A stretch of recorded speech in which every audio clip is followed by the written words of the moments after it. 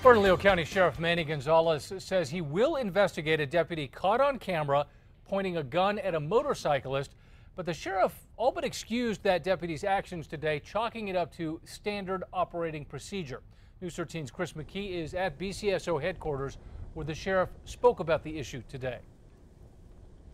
Yeah, Dean, the sheriff described the gun pointing as a standard show of force here today in this news conference, while also arguing that the motorcyclists were the ones causing the danger, prompting dozens of 911 calls on Saturday. It's the video everyone is talking about, the video that is raising questions about whether this Bernalillo County Sheriff's deputy did the right thing. Good afternoon. Today, Sheriff Manny Gonzalez offered his take. Was this a safe thing for the deputy to do?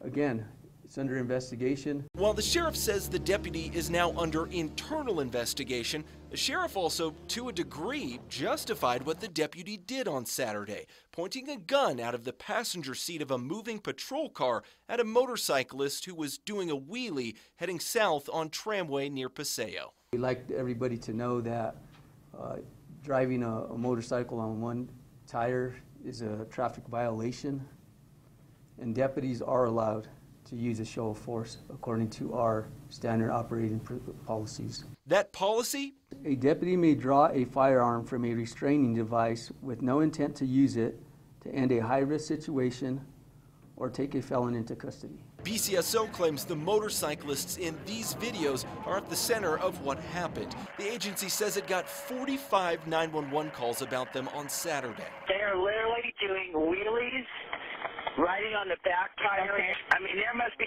35, 40 of them. Basically stating they were ran off the road, they were blocking intersections. But the sheriff didn't play any of those 911 calls where he says drivers made those claims. The sheriff says his deputy pointed the gun because motorcyclists are accused of surrounding the deputy's patrol car and that the deputy feared for his safety. What would you say to people who are concerned about this incident, concerned about the deputy's behavior?